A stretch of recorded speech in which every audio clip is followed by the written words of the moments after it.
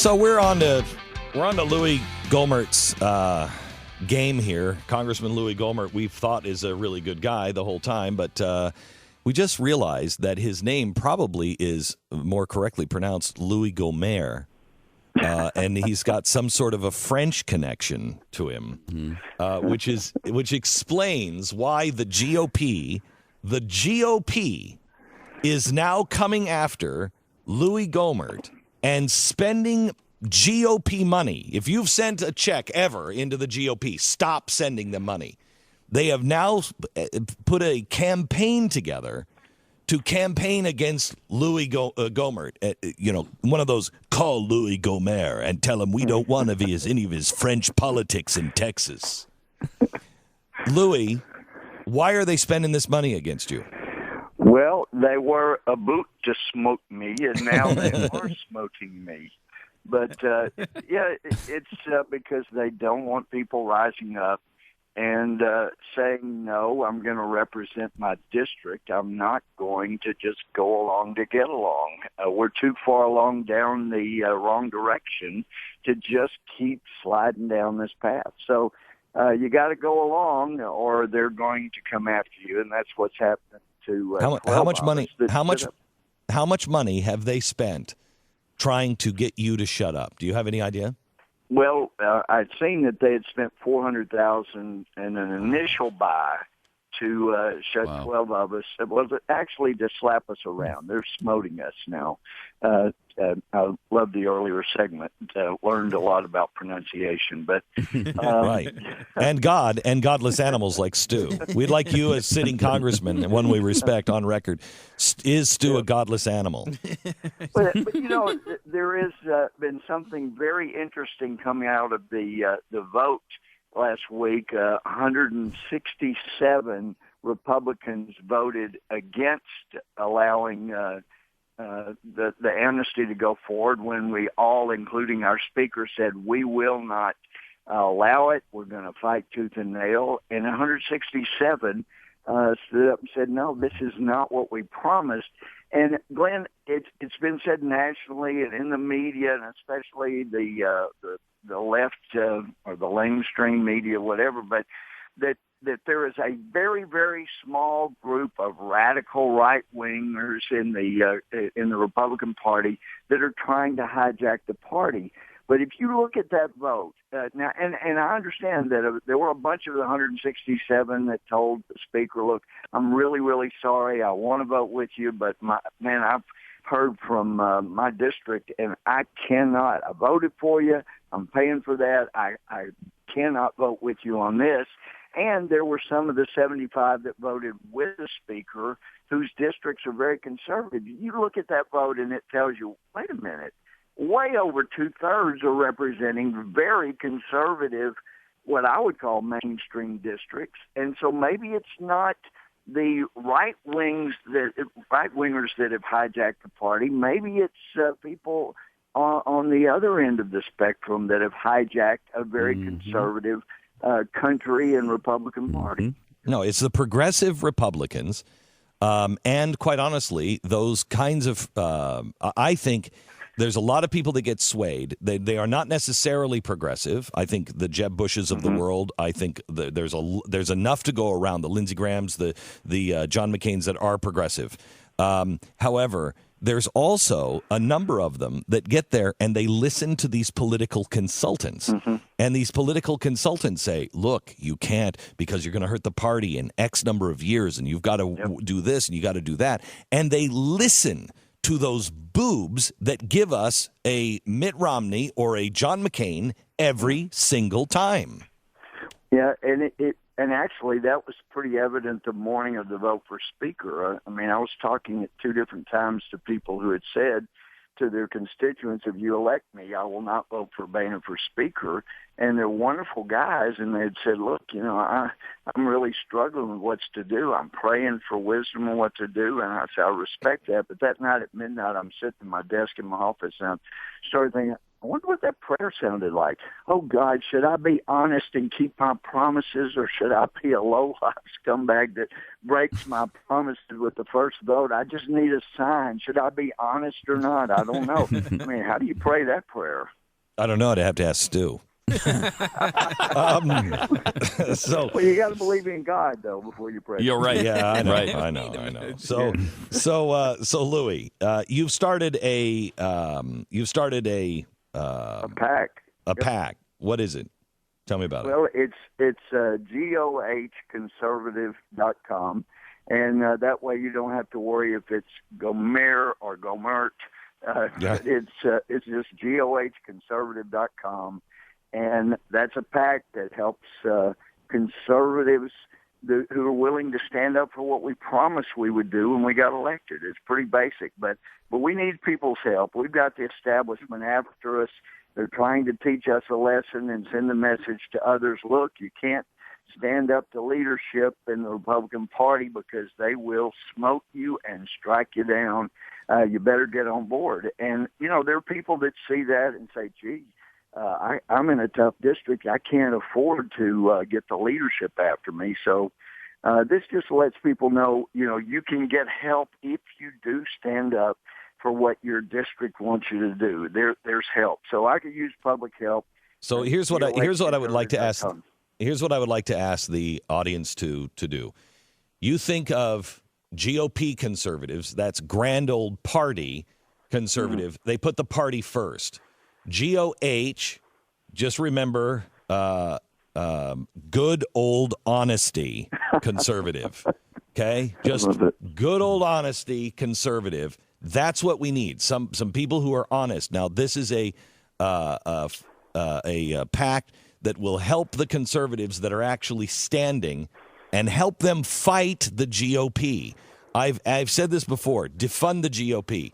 Stop writing checks to the GOP. Stop it. The party has so lost its soul that it really thinks that Jeb Bush and giving the president all the rope to hang us, not him, all the rope to hang us with Amnesty and with Obamacare and everything else. They think that's a good idea. I'm done playing the game. Don't write another check to the GOP. And if you want to help the guys who are Republican to help them stand and fight, just remember, good old honesty conservative. GOH Conservative dot, is it org? .com. .com. Yep. Man, I couldn't have said it better. Holy cow, I couldn't say it that good, but thank you, Glenn.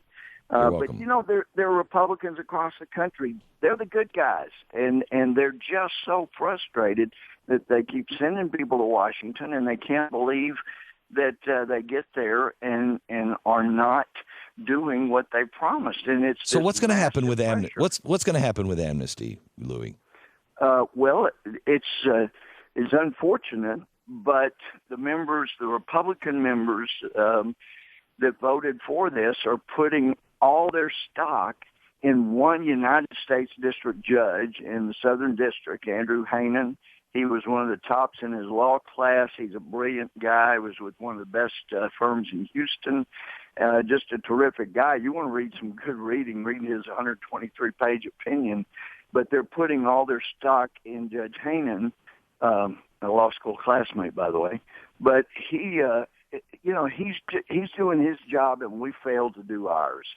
We had the power to stop this, and several years ago, a Supreme Court justice had just said off the cuff, hey, you guys are not going to do your job, in keeping the other branches in line. Don't come running crying to us. You've got the power to do something, and we should. The DHS, that was a home run. Can you tell us what happened at the last minute with the DHS thing? With it passing? Yeah, I mean, wait. No. They had it. And then the Republicans decide, we're not gonna actually hold you to that. And then John Boehner comes back and does another one, which makes the Republicans look bad. What happened at the last minute, Louie? Well, we did have it. We were standing You're winning. firm.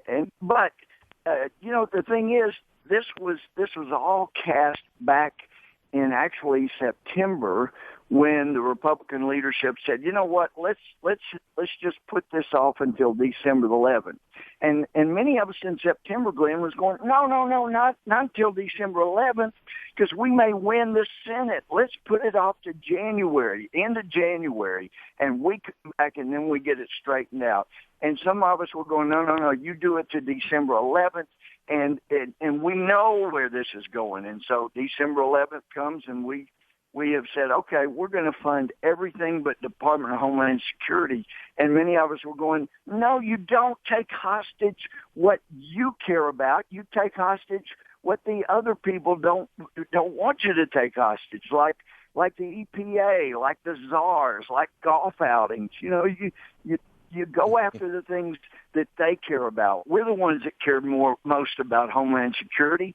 So in other words, as people say, we took a hostage that the other side wanted us to shoot.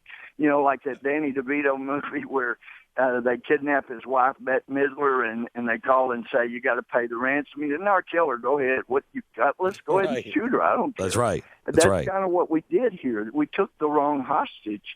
We took the thing we cared about, and the president called the bluff. And we knew going back to September, this is how we were afraid it would play out.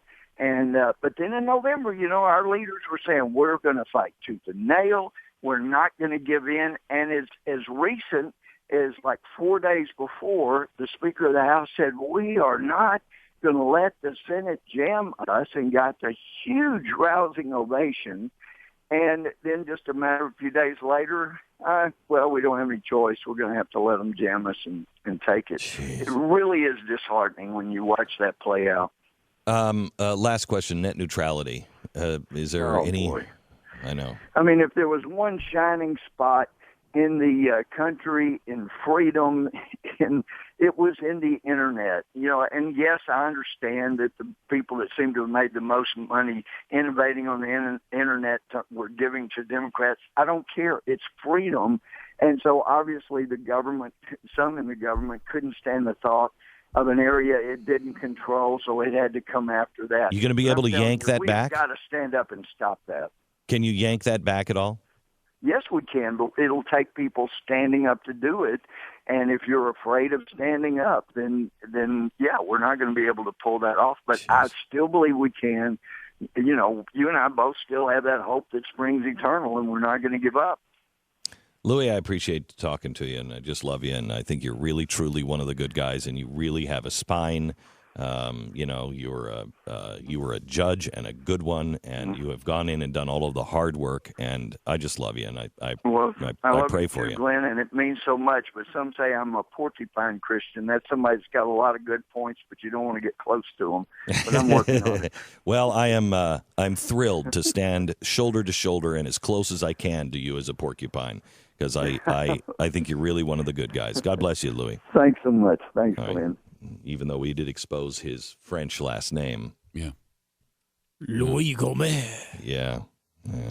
Okay, I want to encourage you. I don't ever want to tell you who to vote for, and I don't ever want to tell you where to put your money, and I just know good guys and bad guys, and I know Louie is a good guy, and he started this PAC, and, I don't know exactly what his plans are, but I will tell you this.